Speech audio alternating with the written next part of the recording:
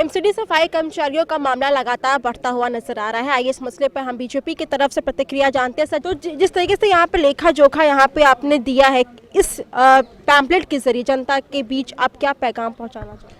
दिल्ली सरकार के मंत्री लगातार जो झूठ बोल रहे हैं उनके झूठ को उजागर करने के लिए हमने जनता तक जाने का भी मन बनाया और जनता में प्रत्येक व्यक्ति तक हम सही आंकड़ा पहुंचाना चाहते हैं, सही आंकड़ा पहुंचा रहे हैं, ताकि जनता को ये समझ में आए कि जो ये आज दिल्ली के अंदर अराजक स्थिति पैदा हुई है इसकी जिम्मेदार कौन है। और निश्चित तौर पे इसका जिम्मेदार केजरीवाल साहब, मनीष सिसोदिया, दिल्ली की सरकार है।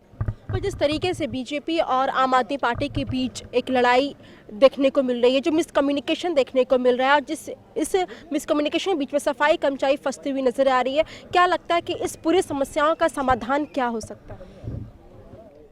पहली बात तो ये कोई हमारी तरफ से कोई लड़ाई नहीं है, हम रिसीविंग एंड पे हैं। हम एक छोटी सी कॉरपोरेशन है। दिल्ली सरकार का बजट 40,000 करोड़ का बजट है, हमारा बजट 2400 करोड़ का बजट है। 1100 करोड़ 1200 करोड़ रुपए हमें सैलरी देनी है और वो इनका हमारा संवैधानिक हक है।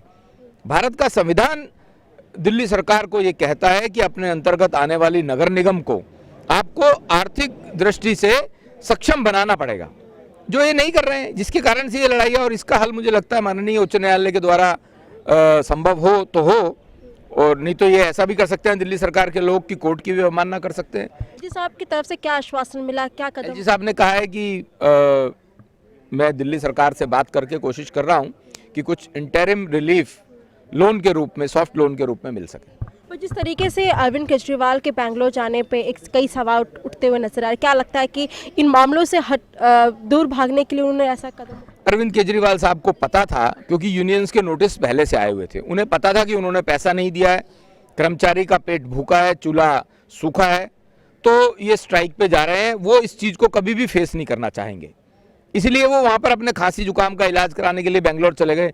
पर इस समय वहाँ जाना कोई आवश्यक नहीं लग रहा था और वो एक तरह से पहले 49 दिन की सरकार में भागे थे, आज यहाँ पर कर्मचारियों को और हम लोगों को मझधार में छोड़ के भागे हुए हैं। बहुत शुक्रिया हमसे बातचीत करने के। तो जिस तरीके से सफाई कर्मचारियों से जुड़े हुए मामले लगातार बढ़ते हुए नजर आ रहे हैं, इसे लेकर अरविंद केजरीवाल के बेंगलोर दौरे पे भी सवाल जहां उठता हुआ नजर आया, वहीं दूसरी तरफ ये एक पैम्पलेट जो है वो दर्शाया जा रहा है कि जिसमें किस तरीके से उन्हें पैसे मिले गए हैं, पूर्वी उत्तरी दक्षिण दिल्ली में कितने कितने पैसे मिला है और कितने वेतन प्रतिवर्ष कर्मचारियों को मिलता है और कितना उन्हें मिला है, इसका पर लेखा जोखा जो है इस पैम्पलेट में दर्शाया गया है। और ये बताने की कोशिश की जा रही है कि किस तरीके से आम आदमी पार्टी लगातार जनता से धोखा देती हुई नजर आ रही है। लेकिन हम देखने वाली बात हो गई कि जिस तरीके से दोनों पार्टी अपनी सफाई देती हुई नजर आ रही है और दोनों एक दूसरे पर आरोप प्रत्यारोप करती हुई नजर आ रही है।